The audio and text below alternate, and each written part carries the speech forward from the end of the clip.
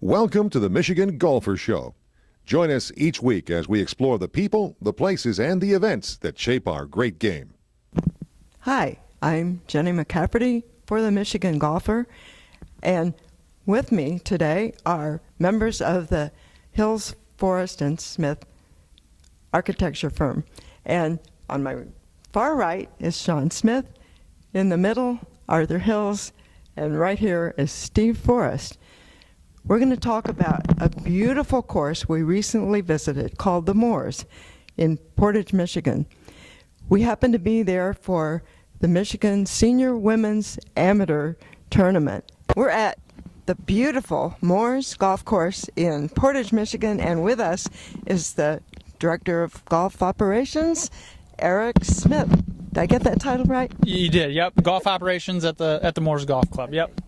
Well, the course is in beautiful shape, and the women who are here for the GAM Women's Senior Amateur are just having a blast. I bet you've heard about that. Yeah, it's, gosh, the weather's been great here. This may be the nicest stretch of weather we've had all year, so it's beautiful, and I think the ladies are having a great time out there. Yeah. And the course is unusual in several respects, but it's in wonderful shape. We really enjoyed seeing the traps. Lots of interesting bunkering here. Yeah, it's an Arthur Hills design. The facility opened in 1979, and there's been just a few enhancements over time, but it's pretty much the original design. It's a great golf course. It's very playable, wide fairways, but Arthur Hills bunkering for sure. And it's one of your early courses. It is one of our earlier courses. We kind of got it out on a fluke way.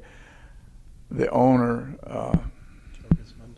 Joe Gizmondo, was at a golf course conference in Kansas City, and he was on a coffee break, and he sat down and he was talking to some other golf course owners, and they said, well, Arthur Hills designed our golf course. And so Joe called us and hired us to do the golf course. And Joe is an absolute delight. He is the oldest of 9 kids in his family, and he is a self-made multimillionaire land developer and commercial developer. The golf course is on a very attractive, gently rolling piece of land with some water and one huge marsh that borders the 18th hole. Mm-hmm. It was very interesting walking that course, and with the name in mind. Where did the name come from? Where did the name come from? Then finally you get to 18, and it's dramatic, really dramatic. We have boardwalks there. Yes, certainly the wetlands are a key part of that routing, and I think that's where Art first introduced several horseshoe-type greens, the par 3 15th there, and the third hole, and I think there's one more in there, Sean. Oh yeah, 18, of course. How could I forget? So, yeah, the 18th green is a huge horseshoe with half of the green on the right of a bunker that goes up into the middle of the green, and half of the green is on the left side of that bunker. The entire golf course is very pleasant to play, very enjoyable to play. I think one of the first features that you see when you step up onto the first tee is just a huge expanse of bent grass like you might see at Augusta or Inverness, and it runs from the 10th tee through a practice area on over to the first tee area. So you walk up and it's a very open feel for the first impression. Mm-hmm. The first impression was wonderful, and so was the end. And I understand it's 40 years old now, and there are some renovation plans. Not very much. It might be a little bit of over my dead body. Yeah. Back when Art was still alive, people only hit the ball about 250 yards. Today they hit it at 350 yards, so we're looking at placing some bunkers in more challenging positions for longer hitters. The 7th is a short par 5 that we found a green site a little bit further back where we can add 30, 35 yards to the hole.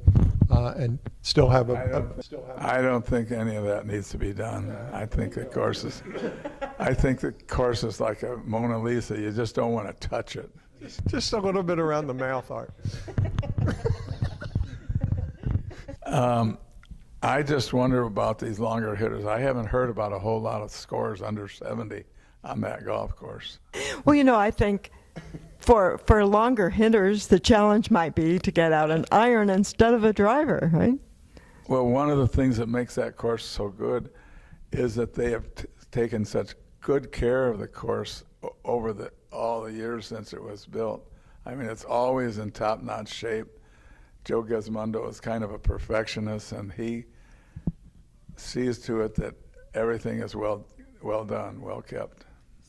Fair enough.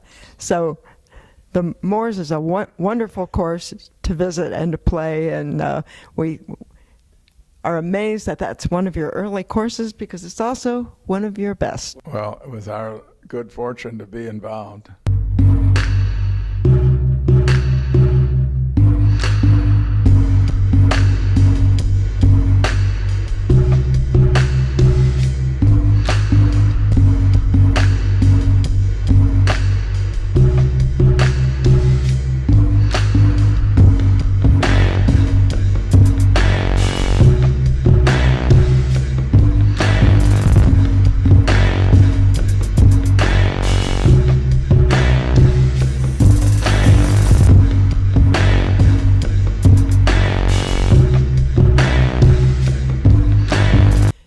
The Moors Golf Course in Portage, Michigan is definitely one you'll want to visit. Thank you for designing that course.